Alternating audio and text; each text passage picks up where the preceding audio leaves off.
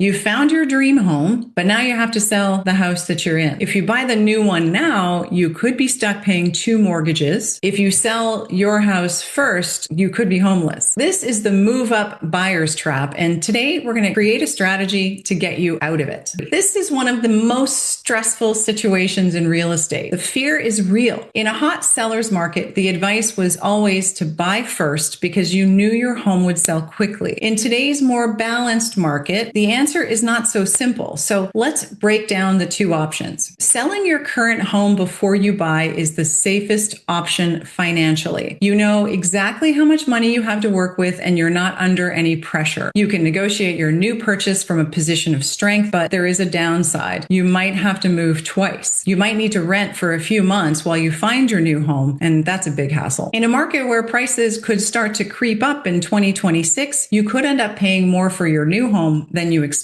Buying your new home before you sell your old one is the most convenient option. You only have to move once. The downside is the risk. What if your current home doesn't sell as quickly as you thought? You could be forced to carry 2 mortgages, which is incredibly stressful. This is where something called bridge financing comes in. A bridge loan is a short-term loan from the bank that bridges the gap between your closing dates. It allows you to use the equity from your current home to put down a down payment on your new one, even before the first one has sold. It's a great tool, but it's not free. You have to pay interest and fees, and you have to be approved for it. And it doesn't solve the problem of paying 2 mortgages if your home sits on the market too long. So what's the answer? In today's market, the best strategy is a hybrid approach. We make your offer to purchase your new home conditional on the sale of your current home. This is called a sale of property condition. It gives you a set period of time, usually 30 to 60 days, depending on what the seller is okay with. It gives you a set period of time to sell your existing home. If you sell it, the deal goes firm. If you don't, you can walk away from the purchase with no penalty. It gives you the best of both worlds, the security of finding your new home, and you have the safety of not feeling financially overextended. Now, the downside to this is that not all sellers will go for it. It depends on how many showings they're getting and how active their home is on the market, but it's certainly worth asking the question. Coordinating a sale and a purchase at the same time is a masterclass in project management. My ultimate guide to downsizing has detailed timelines and checklists that are perfectly suited for move-up buyers as well. It will help you sort of map out every step of the process. You can download it for free in the link in the description below. Now, the strategy we talked about today works best when you have a good understanding of the market that you're in. Is it a buyer's market? Is it a seller's market? Is it balanced? To find out, you need to watch my 2026 Hamilton market forecast. It will give you the context you need to make the right decision. You can watch it right here. If you found this video helpful, please don't forget, like and subscribe. Thanks again for watching, and I'll see you soon.